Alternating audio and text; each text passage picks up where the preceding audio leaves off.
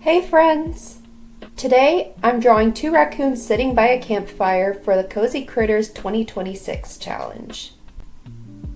When I made resolutions for this year, one of them was to make more art outside of my sketchbooks so that I could submit more to galleries. It turns out it's harder to come up with ideas for art to make for that purpose than I thought. So I thought starting out by doing an art challenge would be a great way to get into it. Doing challenges like these helps me to narrow down ideas that I have because I tend to come up with a lot of ideas and then I have a hard time choosing an idea to draw, but using the challenge prompts gives me limits and makes me feel like I have my work cut out for me. I chose to do this challenge for that purpose because illustration is one of my specialties, and I figured that if I did a challenge that emphasized childlike art, then my gallery work would feel more authentic and most true to me as an artist.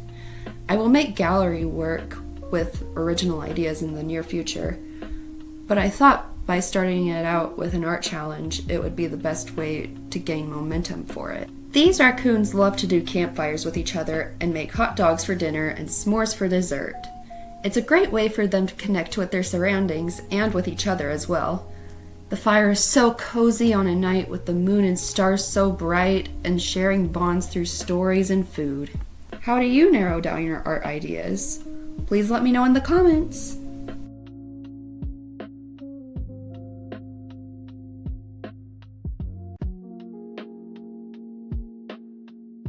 Hey friends!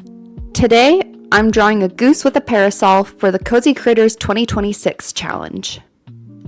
Geese in the Rain is such a classic for children's books. I do love a good goose in the rain, but I figured everyone would be drawing that for this prompt, Goose and Umbrella, so I wanted to do something a little different. I know that characters with parasols isn't a super unique idea because it's been done many times, but I don't mean that I want it to be different from every character.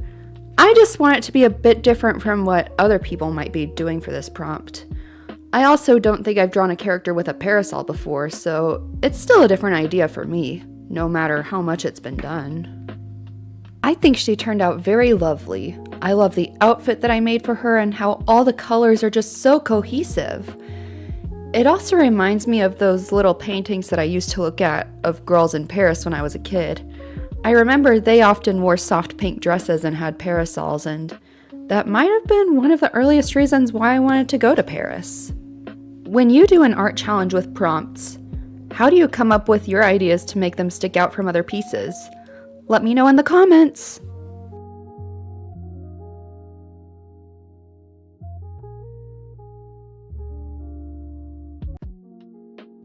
Hey friends! Today I'm doing a DTIYS challenge by Karina Vasiliou of A Deer Dressed as a Fairy for Inktober 52.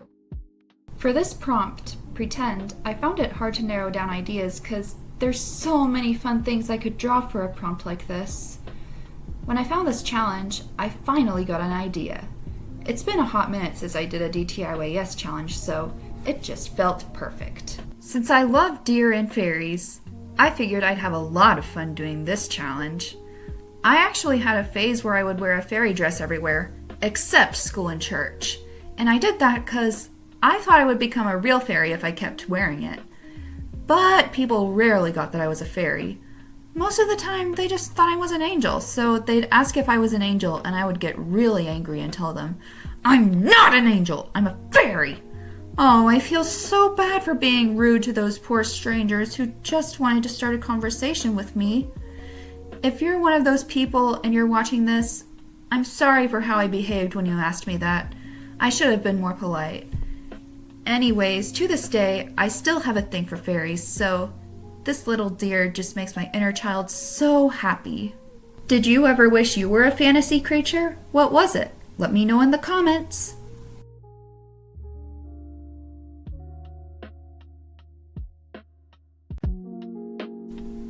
Friends, today I'm drawing a pig planting something in rubber boots for the Cozy Critters 2026 challenge.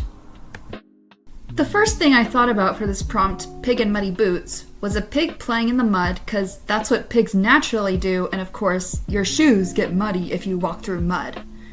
If you know me as an artist, You might know that most of the time, I don't go with the obvious choice, but come up with other ideas that you might not think about. I thought of how seeds need soil and water for their nourishment, and adding water to soil creates, you guessed it, mud! So I decided to draw this pig putting mud in 2 rubber boots to grow plants from. While most people start by putting potting soil in flower pots and then adding water once the seed's in it, this pig prefers to water the soil before adding the seeds or sprouts.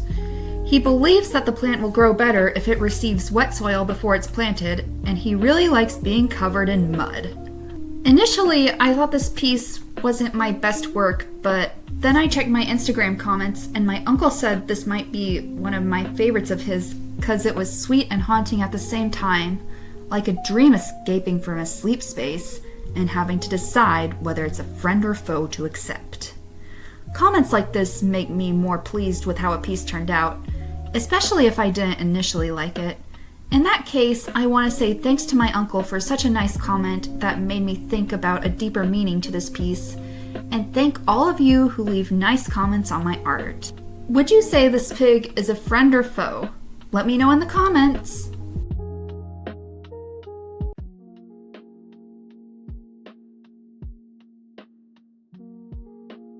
Hey friends! Today I'm drawing the main 6 from My Little Pony Friendship is Magic for Inktober 52. This was my favorite show when I was 13, and I still love it now.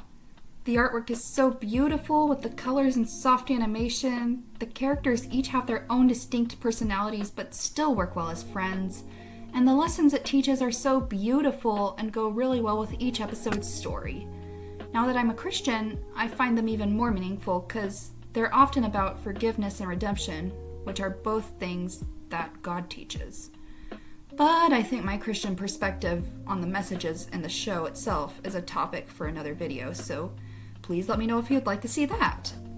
Also, before you ask, no, I'm not a Pegasister. I'm just a regular fan who has fond memories of this show and takes it at face value, with a Christian perspective though.